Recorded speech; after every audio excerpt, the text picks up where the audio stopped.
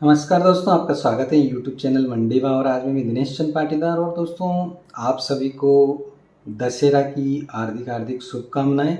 दोस्तों, बात करेंगे लहसुन की तेज़ी की और मंदी की, इसके साथ जो लहसुन एक्सपोर्ट हुआ उसकी बात करेंगे। तो दोस्तों, पिछले वर्ष 2024 में जो लहसुन का उत्पादन हुआ था वो 3.1 लाख मीट्रिक टन उत्पादन हुआ था, टोटल उत्पादन हुआ था।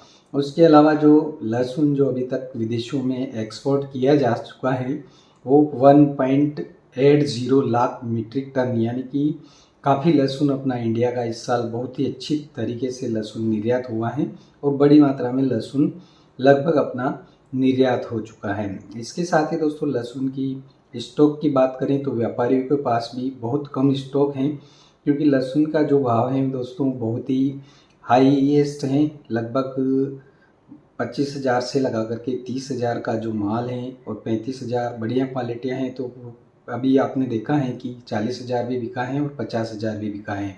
तो मैंने बताया था लहसुन का भाव जो 400 पार जाने वाला था वो 400 पार बिल्कुल निकल चुका है, अब तो 500 पार भी हो चुका है। तो दोस्तों, लहसुन की जो स्टॉक हैं वो इतना स्टॉक नहीं है, व्यापारियों के पास भी ज़्यादा स्टॉक नहीं रह सकता है, क्योंकि करोड़ों का माल है तो इतना माल वो एक साथ इकट्ठा स्टॉक नहीं कर सकते हैं। वो भी लगातार सेंटरों पर आगे डिमांड के अनुसार निकाल रहे हैं।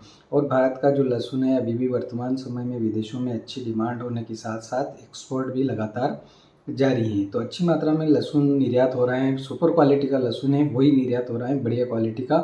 बाकी जो जो लहसुन अधिकतर निम्नतर लोएस्ट क्वालिटी है उनका पेस्ट बनाया जा रहा है, और पेस्ट जो मसाला है लहसुन का वो भी काफ़ी अच्छी मात्रा में निर्यात होता है। आपको बता दें कि मसाला जो निर्यात में भारत है वो काफ़ी अच्छा ग्रोथ कर चुका है, और लहसुन का जो पेस्ट है वो बड़ी मात्रा में भारत से निर्यात विदेशों में हो रहा है। अब बात करेंगे दोस्तों लहसुन की तेज़ी मंदी की, आने वाले दिनों में किस प्रकार से लहसुन के आपको भाव देखने को मिल सकते हैं। तो लहसुन में आपको एक अच्छी वृद्धि देखने को मिलेगी, क्योंकि दोस्तों मैं बता देता हूँ आपको, जिन क्षेत्रों में लहसुन की बुआई ज़्यादातर मात्रा में होती हैं और ऊटी लहसुन की जिन क्षेत्रों में लहसुन की बुआई होती हैं उन किसानों के पास अभी बहुत सारे किसान ऐसे हैं जिन्होंने ऊटी लहसुन अभी तक नहीं लगा पाए। अब किसका क्या कारण है कि दोस्तों लगातार जो बारिश हो रही है उसके कारण किसान के खेत गीले के गीले हैं। जब तक खेत सूखेगा नहीं, अच्छी तरह से उसकी हकाई या जुताई नहीं हो सकती है, तब तक वो लहसुन की बुआई गीले में नहीं कर सकते हैं। तो बहुत सारे ऐसे किसान हैं जिन्होंने जल्दी जल्दी में, ज़्यादा गीले खेत थे, हल्की सी उसमें नमी रह गई है, ऐसे क्षेत्र में अगर किसानों ने लहसुन की ऊँटी लहसुन की बुआई की गई है तो उनकी जो कली हैं अंदर ही ज़्यादातर सड़ रही हैं और लहसुन उगने की दिक्कत ज़्यादा प्रॉब्लम आ रही हैं। तो हालांकि बहुत सारे किसान हैं जिन्होंने ऊँटी लहसुन लगा लिया है, उनका लहसुन ग्रोथ भी कर रहा है, लेकिन ऐसी स्थिति अभी तक नहीं बनी कि अच्छी से उनकी ग्रोथ हो सके।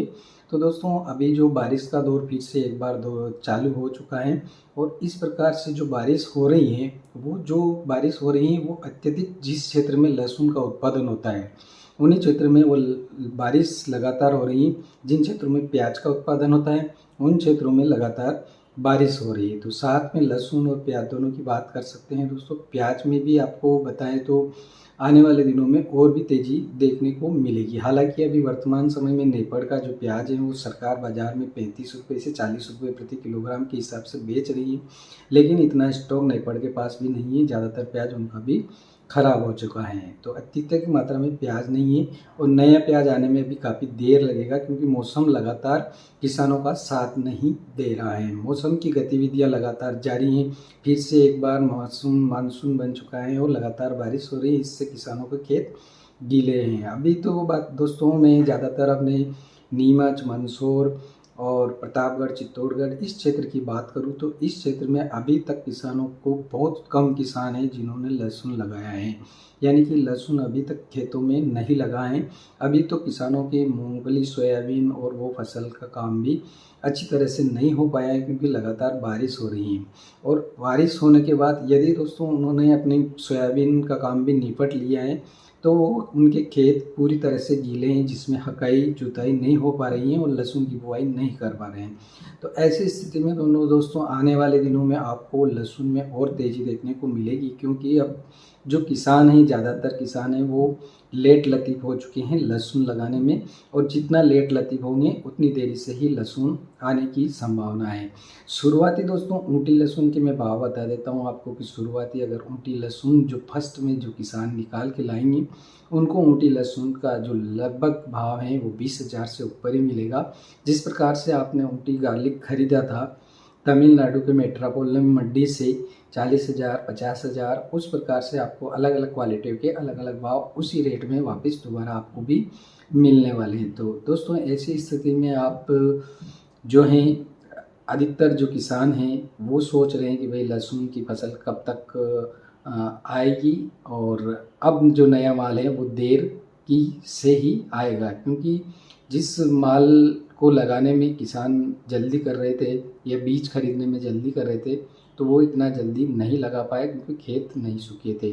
अब ऐसी स्थिति बन रही है कि दोस्तों किसानों के पास भी बहुत कम माल बचा हुआ है और मंडियों में भी लगभग धीरे धीरे आवक कमज़ोर होने लगी है। तो ऐसी स्थिति में दोस्तों लहसुन के भाव में आपको अच्छी खासी वृद्धि देखने को मिलेगी, और सुपर क्वालिटियाँ हैं जो एक्सपोर्ट क्वालिटियाँ हैं उनमें तो आपको बहुत ही अच्छी ज़्यादा तेज़ी देखने को मिलेगी। दोस्तों वीडियो पसंद आए तो जरूर लाइक करें और चैनल को सब्सक्राइब करें। धन्यवाद।